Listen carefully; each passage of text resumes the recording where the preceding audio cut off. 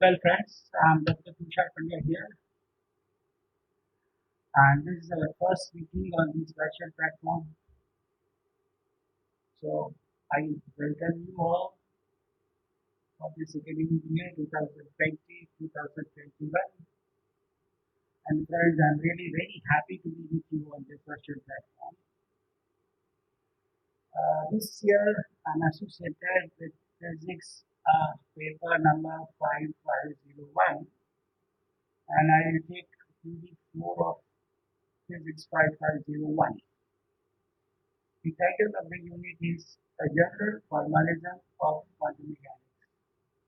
Friends, at second year BSc, you have studied quantum mechanics, you have studied black body radiation as well as the wave nature of the matter, and you have established the Schrodinger wave equations and studied the stationary states and physical interpretation of the wave function.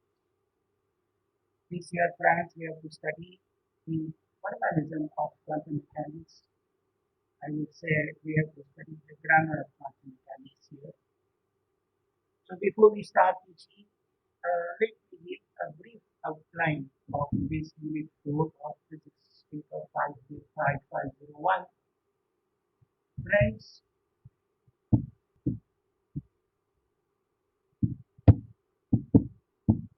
you have to study the textbook first of all. So before I recommend a textbook, the topic which you have to study is mentioned here. You can note down these topics, and it is also given in the syllabus. So I require one lecture per week, and to cover the entire unit 4, probably I require 14 to 30 lectures. Well, friends, the textbook which you have to follow is the Karun Das, Quantum Mechanics textbook, and the publisher, you know, it is a PHy Learning Private Limited, and please refer chapter 3 and the topics which you people have to study from 2.1 to 2.10. So this is regarding the text. I would like to recommend several reference books in order to understand the formalism of quantum mechanics details and to work out several numerical exercises or problems. So please note down that you first refer a introductory quantum mechanics by Levov. You refer Introduction to Quantum Mechanics by David Griffith. I'm very happy to recommend a book, reference book of Quantum Physics by H.C. Verma. This book is really well and gives many numerical problems. You also refer a textbook of quantum mechanics by Matthews and Confrontation, which I consider as the Bible of quantum mechanics. And we have a book of, reference book, Quantum Mechanics, Concepts and Applications. Uh, this you can refer, and this is written by Jeffrey. It's a wonderful book, and if you want to improve your concept in quantum mechanics, please check.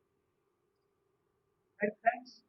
So this is the brief outline of your syllabus, the textbook and the references which I have suggested.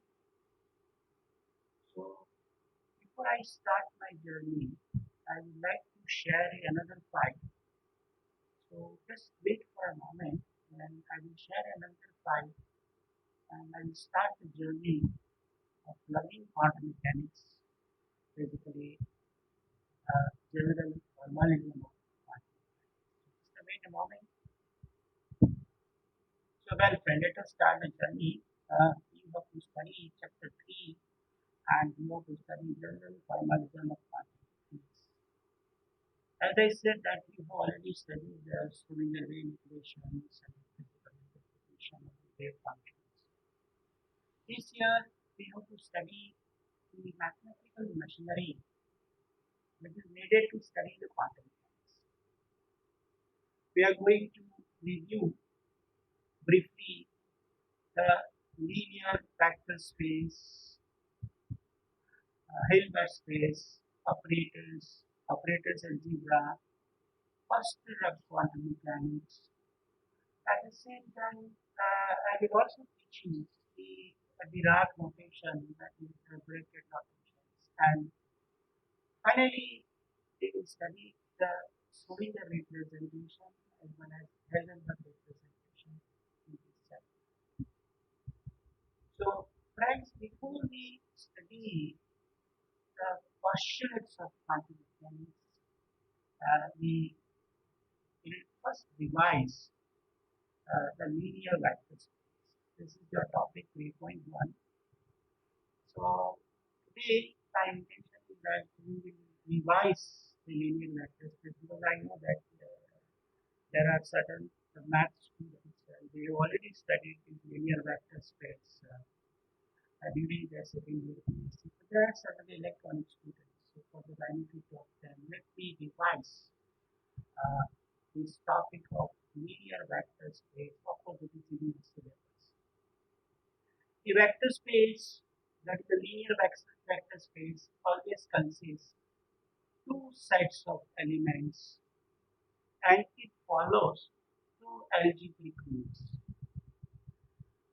So a linear vector space consists of a set of vectors which we consider psi, phi, x and set of scalars which I consider A, B, C, D, E, F, so on. The linear vector space follows two algebraic rules. Which are the two algebraic rules? The rule is a rule for vector addition, and there is another rule which linear vector space follows is a rule for scalar multiplication. So let me first revise what is an addition rule. So if you have the two vectors, that is the elements of a vector space, so let us say psi and phi. Then if you take a summation of these two vectors, that is psi plus phi, it is also a vector of the same space.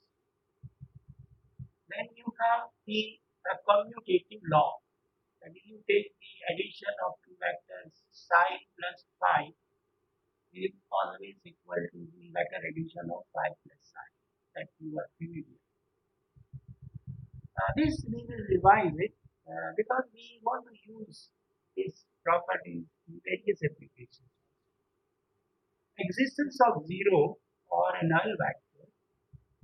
For each vector psi, there must exist a zero vector such that if I take addition of a zero vector with vector psi is equal to, I can write vector psi plus zero vector is equal to vector psi itself. There is also an existence of a symmetric or an inverse vector. Each vector psi in a vector space must have a symmetric vector, I would say minus psi, such that if I take the addition psi plus minus psi, and using the commutative law, I can write minus psi plus psi is equal to 0. This you people know, but we have to revise it. Now, as you know that to represent any vector, we introduce a unit vector. I have mentioned E1 caret, E2 caret, E3 caret along the positive direction of a right-handed system of OXYZ x of three mutually perpendicular axes. So if I have any vector A, if I want to represent, I can represent vector A is equal to A1 E1 caret plus A2 E2 caret plus A3 E3 caret is to know. Here you know that A1, A2, A3 are scalars and the unit vector E1 caret, E2 caret, E3 carets are said to form the basis for a set of all vectors in three dimensions. These unit vectors are mutually perpendicular, we say that unit vector, set of unit vector E1 caret, E2 caret, E3 carets forms an orthonormal basis. The scalar vector A1, the scalars A1, A2 and A3 in equation 1 which I have mentioned here are the component of a vector A in the basis, that is E1 caret E1, E2 and E3. E1, E2, E3 are the unit vectors along the three perpendicular axes. We now generalize this concept for n-dimensional real space with the unit vectors E1 caret, E2 caret, E3 caret, and here you please write down this is a capital N. There is a print in this, and you please write down capital N, En. So forming an orthonormal basis, a vector A can be represented in this way, which I have mentioned here, this equation, vector A is equal to sum over, where you are running variable I is equal to 1 to capital N, and you have A1, E1 caret plus A2, E2 caret plus A3, E3 caret, you can write down for n-dimensional vector space. So I may define the totality of all n-dimensional vectors. The totality of all n-dimensional vector is called n-dimensional space. Similarly, the totality of three-dimensional vectors is called three-dimensional space.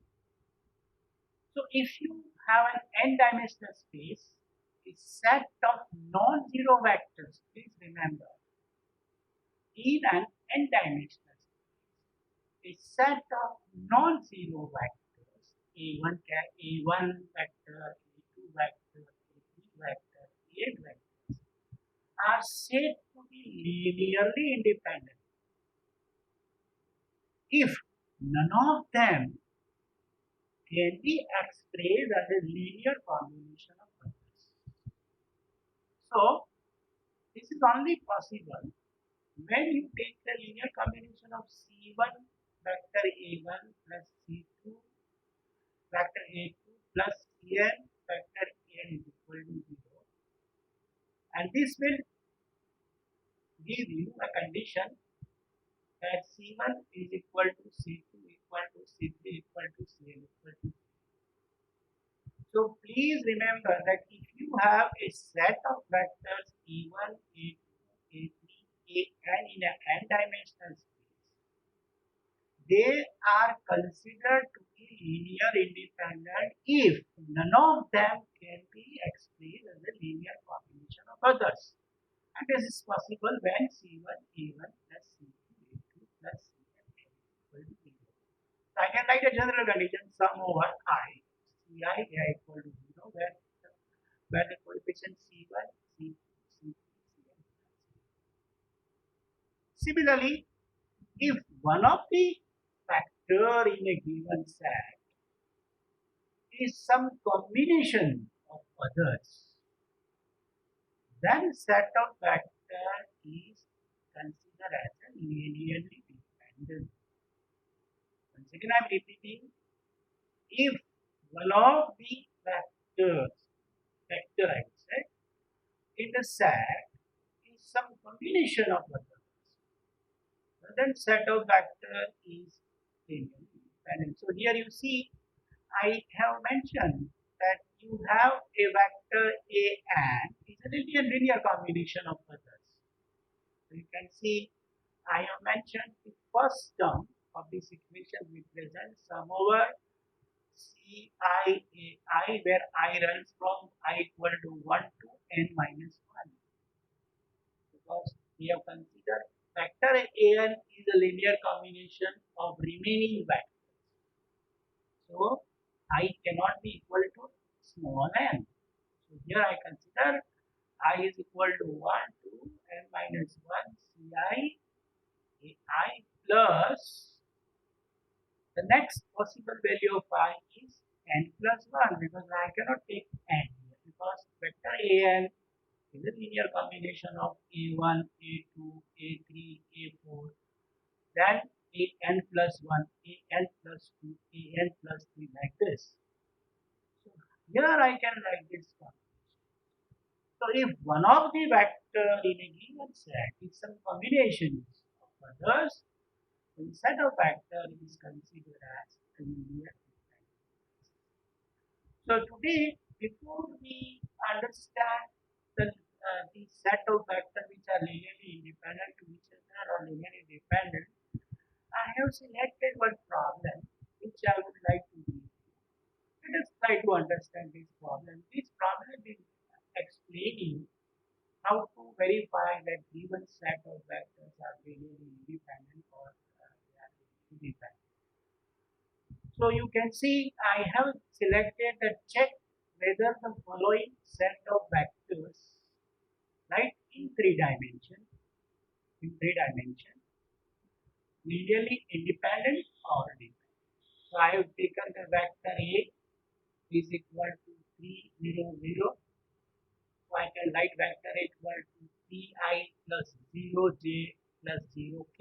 So this is your vector B is equal to 0, minus 2, 0, and there is a vector C is equal to the component of the vector is 0, 0, minus 1. So now I write the condition if the set of vectors are really independent to each other, then this condition is satisfied. Which condition? That is sum over ai is equal to. In our case, and if it is 0, and if the vectors are linearly independent to each other, then we should get C1 is equal to C2 equal to Cn is equal to. So when I write out in three dimension, because n is 3 here, so I can write out C1 A1 plus C2 A2 plus C3 A3 is equal to 0. Now A1 is your vector A, A2 is your vector B, and A3 is your vector C. So I may write down A1 is replaced by vector A, A2 is replaced by vector B, A3 is vector A replaced by vector C. So your condition is C1 into vector A plus C2 into vector B into C3 into vector C should be equal to 0. So now you can look at this condition. So I write down C1, I wrote the vector A value here, 3i x component, and here y component is 0, z component is 0. I write down C2, I write down the vector B here. I put the value 0i minus 2j plus 0k here, and I write down C3, you can say this is C3, and this is your vector C, which is 0i plus 0j minus 1k. If you solve this equation, you can write down the equation 3c1 vector I minus 2c2 vector j minus c3k is equal to 4. And this leads to a condition 3c1 is 0, minus 2c2 is equal to 0, and minus c3 is equal to 0. So friends, you can see here which condition ultimately is c1 is equal to c2 equal to c3 is equal to 0. So these three factors of a given set, vector A, vector B, vector C, are linearly independent. Let us take another example. I have the example two vectors. I have got 6 minus 9 0 and vector B equal to minus 2 3 0.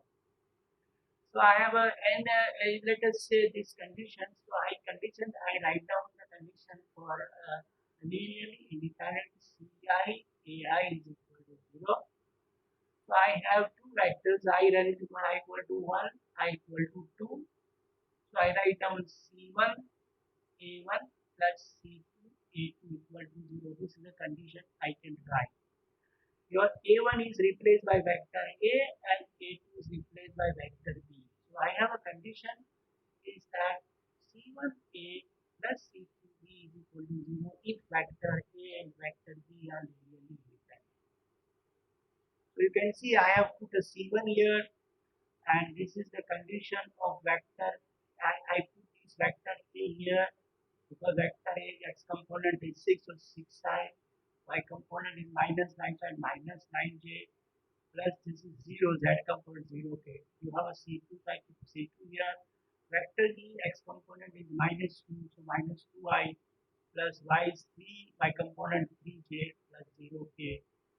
So let us solve this equation. If I solve this equation, you can see here I get 6c1i minus 9c1j plus 0k minus 2c2i plus 3c2j plus 0k equal to 0. Ultimately, if I simplify this equation, I get the 6c1 minus 2c2i minus 9c1 plus 3c2j equal to 0. This will give me a condition 6c1 minus 2c2 equal to 0.